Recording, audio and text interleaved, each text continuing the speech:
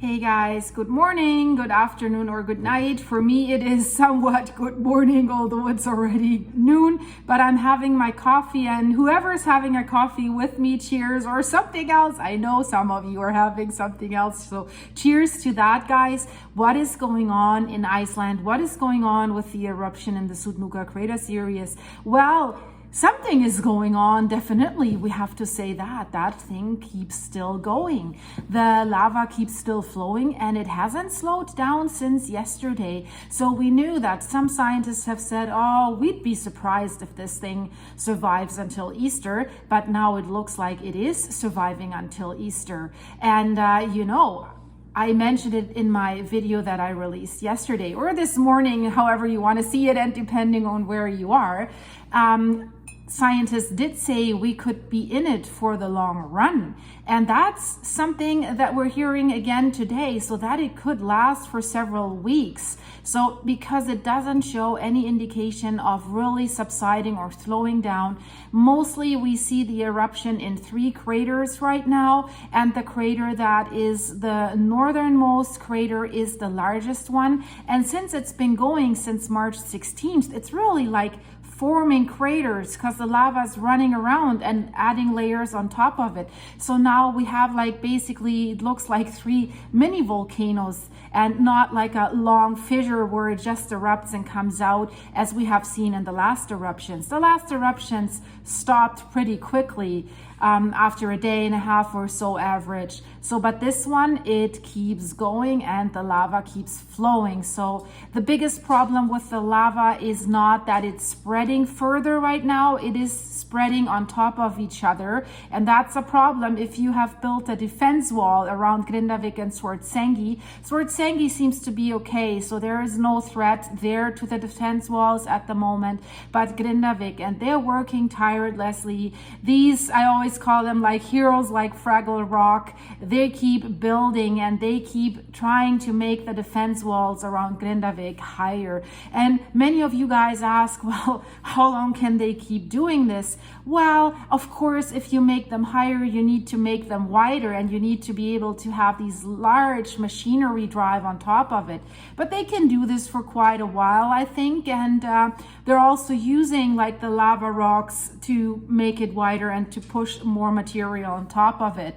So basically, they're fighting Mother Nature on that end. And what else is causing a problem with this eruption? And that is the gas pollution. So I want to give you a quick update about the news that have been released from the Icelandic Meteorological Office today. They're also saying that the eruption has been stable for the last few days, so it hasn't changed. There is a continued risk of gas pollution. They're also having a gas pollution forecast website on their website, mbl.is, for everyone to look up and to make decisions on where to go and where not to go. It looks like that the gas pollution will reach to the west and southwest today, including over Swartsengi, the Blue Lagoon area, and of course Grindavik. That's why the air quality has to be looked at closely if someone wants to go to these areas. I mean, into Grindavik, nobody else is allowed, only residents and people who have a business there, and the press. Press now has the same rights like the residents, but no tourists and nobody else. But I reported in one of my last videos, there's people sneaking in. So that is something that residents want to stop, but we haven't heard if there is any changes to these checkpoints that people need to show their ID or something else, because it seems that people are getting through these checkpoints with their cars, because that's what has been spotted by residents of Grindavik. So the activity in the eruption has definitely been stable since Monday, March 25th, and the lava flow has remained constant, and we see the most activity in 3 craters. The lava flows now in sort of a lava river to the south from these 3 craters, and we know what is south. South is where Grindavik is, and mostly the lava flows on top of the lava bed that has formed during the first few days of the eruption. So they have released an image that shows the extent of the lava as they have seen it through a satellite picture that was taken yesterday. And they also showing on that map that they have created where there have been changes between March 20th and March 26th. So you can see the lighter purple areas. These are the old eruptions. And you can see if you look down on the bottom, there's the red lines. These are the defense walls that have been built around Grindavik. And there you see the light purple area and that little light dot right in Grindavik.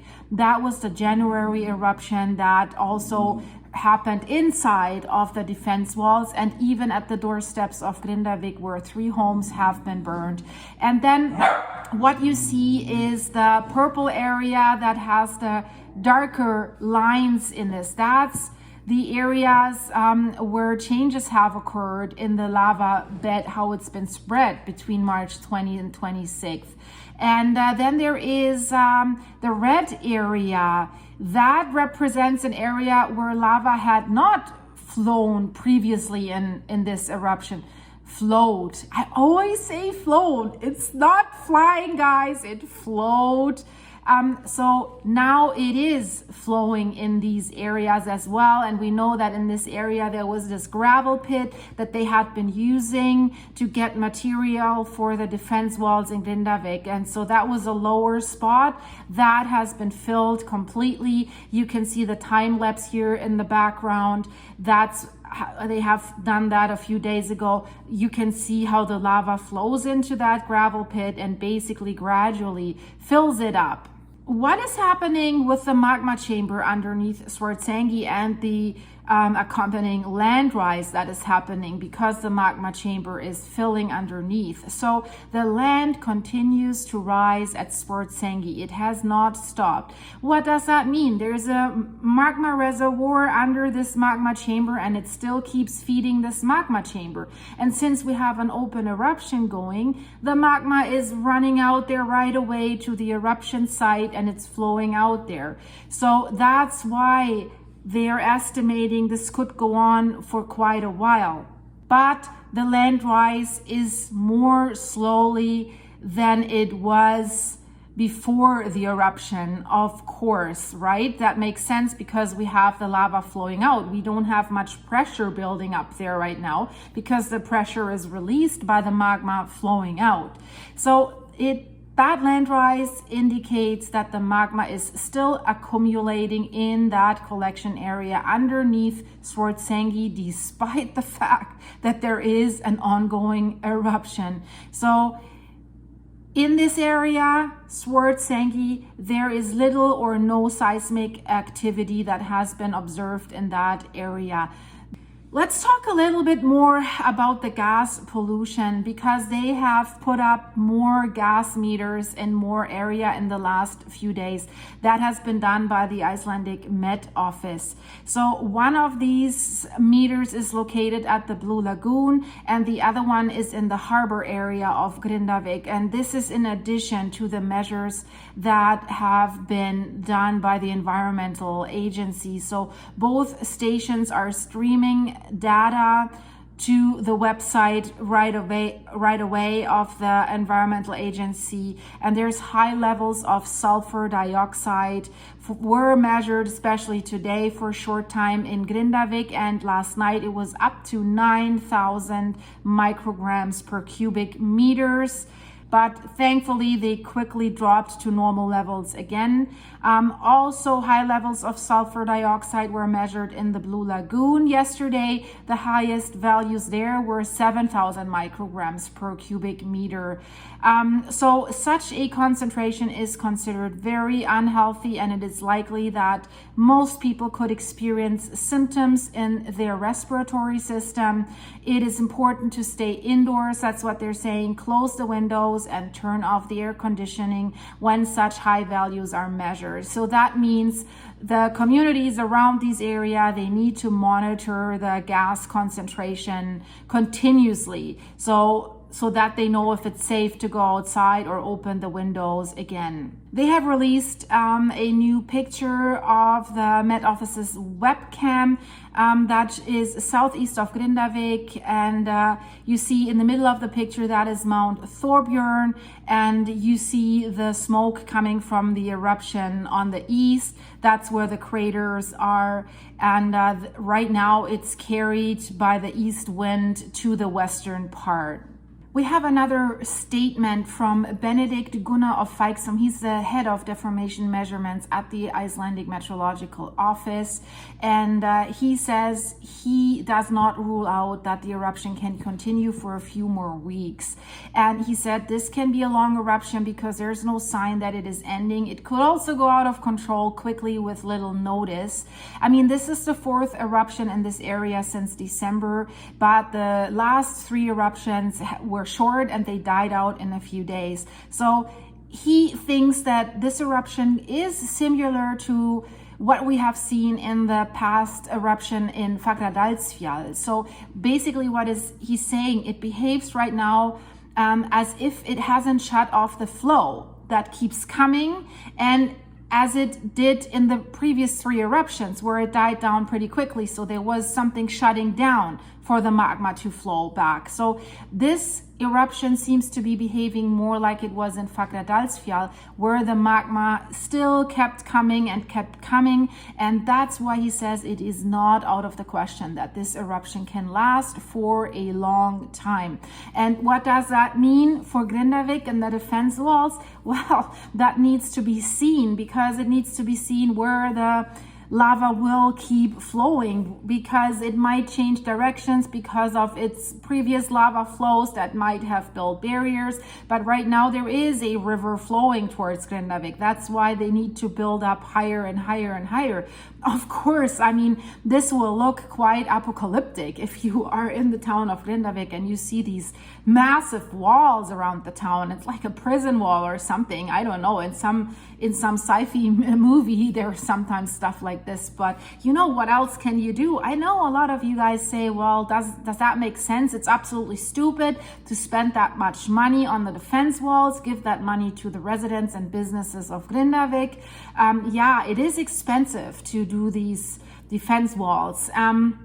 But you know, just give up on the town and let it be completely destroyed. I think the biggest thing that they probably care for the most is the harbor, because that kind of natural cove gives a lot of protection for that harbor. And you can't just replace this and say, let's move a few kilometers more east or west. If there was a suitable place for a harbor like this, it would already exist. So this harbor is a big part of Iceland's GDP by bringing in a lot of fish and processing fish right there in place. And I think, you know, it is probably too early to give everything up as of yet. So that's why they still keep building these defense walls, because there is such a great uncertainty. How long will this chain of eruptions be going on? Will there be a quiet time again where things can be repaired in the town and at least businesses can be conducted on a regular basis again? So I think while this uncertainty is still going, they will still try to build these defense walls. I mean, if that eruption cycle continues and there will be an eruption, let's say inside Grindavik, then the fate is decided anyways, right? So as of now, they're still fighting for the town. The program has started that people are being bought out of their homes so that they can leave and buy homes somewhere else. And we have to just wait and see what is going to happen. So right now, what are they exactly doing at these defense walls in Grindavik? So they're working day and night to raise these defense walls, and especially northeast of Grindavik, where the lava has been flowing really right up to the structure. And I believe they have been like 8 meters high already, but the lava has reached the same height, and then it was threatening to just flow over the defense wall. So the aim that they're having right now is to raise the northeast eastern part of that defense wall by 4 meters. That's a lot. And the part of the defense walls that forms like basically a corner, that will be raised 5 to 6 meters. So that's quite an undertaking that they're doing there, because imagine it has been 8 meters and now they're raising it at least 4 meters, so it's 12 meters high, and in some areas like 13 to 14 meters high. That is a lot. So this is a preventative measure, that's what they're saying, but you know, it is not considered certain that the lava will make its way over the defense walls in this current eruptions. So what they're basically doing is, we have an old lava bed that is inside of these defense walls. That lava has flown in the January eruption, and that was the one that also has threatened Grindavik because it was inside of the defense walls. So now they're using this cooled lava to build the defense walls. So they're pushing this lava, and this is good because now they have the material right there where they need it. Before, when they initially started to build these defense wall, they had to truck the material to the defense wall, which made it more expensive than the defense wall in Swartsengi, for example, where they also had the lava rocks right there. So basically now they have enough material to do this, and they can do it quickly because there's no not much in between trucking involved. They are still thinking about raising the defense wall east of Grindavik as well, but that seems to be still in discussion. So guys, this was a quick update about the situation in Iceland, and if you're bored in the meantime, check out my videos here on the end screen. There's another area that is rumbling in Iceland again, and that's one of the most volcanic active areas in Iceland, and this just had a 3.5 earthquake, and it's a caldera. So if this thing explodes, it will be If this thing erupts, it will be explosive that way. So I think it's time for me to take another coffee and to take a break, guys. Don't forget to leave this video a like, and if you're new here, please subscribe. I would love to see you again. And to all my other viewers that I see on a regular basis, thank you for being here. Thank you for your support, and I hope to see you very, very soon. Thanks, guys. Bye-bye. Cheers.